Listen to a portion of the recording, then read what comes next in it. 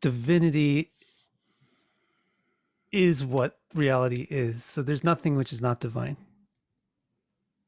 Everything is divine. And then the base divinity, what is divinity? Divinity is consciousness itself, the awareness of consciousness is existence, and the awareness of existence, that's God. So consciousness is the original divinity. That's what Brahman is. Brahman is the basis of all existence. That's the original divinity. Now, what does consciousness do? It's conscious of stuff. That's what it does. So Aware consciousness, of itself. yeah, actually, it would have to be aware of itself. But itself, okay, so consciousness is aware of itself. So that's its act. Consciousness has an act of being aware. So that explains everything really about why there is an existence and why there's red and blue and yellow and not just white. Why is there salty, sweet, and everything, and not just sweet? Why is there a whole bunch of different flavors? Why are there a whole bunch of different colors? Why are there a whole bunch of different things? It's because the experience has to be interesting. So consciousness is actually seeking experience that's interesting. So it's also manifesting itself to be experienced in interesting ways. So this is true. This is truly what Krishna is. Krishna is really the consciousness experiencing itself in very interesting ways, manifesting something to be aware of, a way to be aware of it, and a person to be aware of it. So that's really what the ultimate divinity is. It's just consciousness experiencing itself. But this produces everything. But most of the time, we don't have anything to do with this. Like, we exist in a separate reality which is not aware of this at all. Like, we're not directly interacting with this.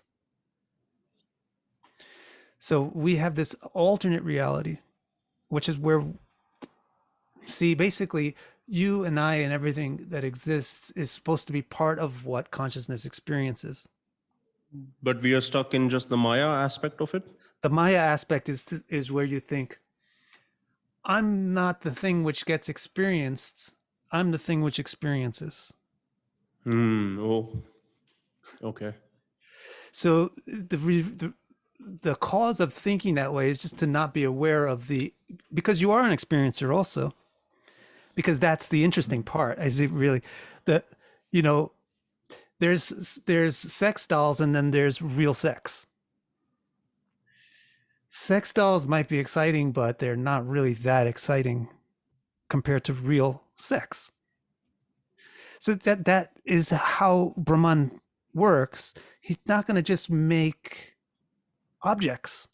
He's not just going to make robots. He's not just going to make things. He's going to make beings that he can interact with. Not just toys. He's going to make beings.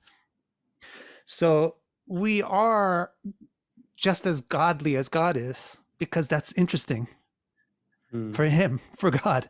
He doesn't just want to make peons and subjects. He wants to make people that are on his level. He wants to make peers. He wants to make things to interact with. So it is reasonable for us to think that we are the God. We are the experiencer of reality. Yeah. So, and he also is very generous. Like, he doesn't say, no, you're wrong, stop. Because that wouldn't be interesting. Then he would be taking control and we would lose our autonomy, right? So he's saying it's part of his deal. It's part of his modus operandi, is that he wants all of the things that he manifests to have autonomy, and some of them are ignoring him, then that's okay, and he facilitates us. So he creates this like alternate reality where we can feel like we are the experiencer and everything that exists is ours to be experienced. In this world has to be governed, it has to be governed and supervised and superintended. So all of the gods and so forth are the different entities and principles that are doing that governing. So that begins with, just the original male coming in contact with the original female, and that's the Prakriti Purusha. And then that manifests